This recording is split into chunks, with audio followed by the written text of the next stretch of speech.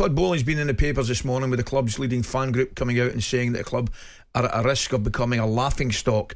Right, that's obviously an opinion. It's a very, very strong one. Now, where do you sit in this? Do you think Chelsea are getting to the point where the toxicity even within the club is kind of taken over? I mean, and are there certain sections of the Chelsea fan groups needing to just to say, come on, okay, just everybody calm down here, we're going to be a bit carried away? Well, I think when you see situations where Raheem Sterling is being booed that was by poor, mate. I didn't like that. swathe of the Chelsea fans, at all. It's totally unacceptable.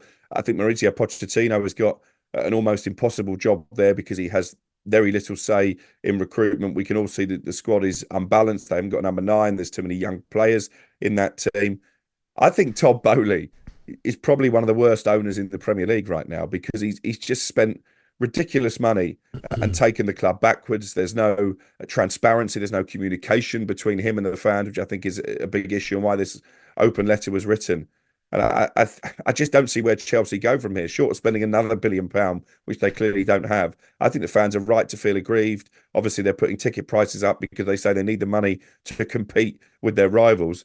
Well, they could compete with their rivals if they hadn't spent £1 billion and turned a Champions League winning squad under Thomas Tuchel into a team that's struggling to get in the top half. It's incredible for mismanagement of their football club. Pochettino must have been frustrated as well with that booing with some of the substitutions he made because they turned out perfect subs. Madueke come on, scored a screamer. And the booing from Sterling, I'm watching the game and I'm actually cringing. That was horrible. Because I've been there. I've seen it happen to loads of players at different clubs. And I've been on the end of it. So have I. And when you deserved it. Exactly. I was missing the open goals. But when a player goes through that crookie, like fans have got to get behind him. You know, not be like, all right, then we're going to turn on Raheem Sterling because he's going through a tough time in front of goal. Yeah, and I don't think it was just Sterling who was surprised by that. I think a lot of his teammates have come out in support of him on social media, and I think that they feel now there's almost an us against them mentality when it comes to the dressing room and the fans, and that's never a healthy place to be.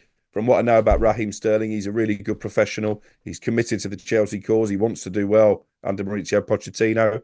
So I think he needs supporting. He's not missing chances on purpose, is he? Not jeering. Come on. No, absolutely not. And actually, it was quite brave to take that penalty off Cole Palmer when you're not playing particularly well. Yep. Yes, he's missed it, but anybody can miss a penalty. But in terms of Pochettino, there's a lot of Chelsea fans who have been very quick to turn, I think, because of the Tottenham connection. But my question to Chelsea fans is if you get rid of Mauricio Pochettino, who I think is a top-level manager, who do you get in? Who's going to be better than what you've got at the moment? Yeah. And who's going to want the job? Because it ate up and spat out Graham Potter, and he's in danger of doing the same to Mauricio Pochettino. I don't think any manager worth his salt goes to Chelsea at this moment in time. talkSPORT Breakfast, waking you up Monday to Friday morning from 6 a.m. on AM, on DAB, via the talkSPORT app and on your smart speaker. talkSPORT.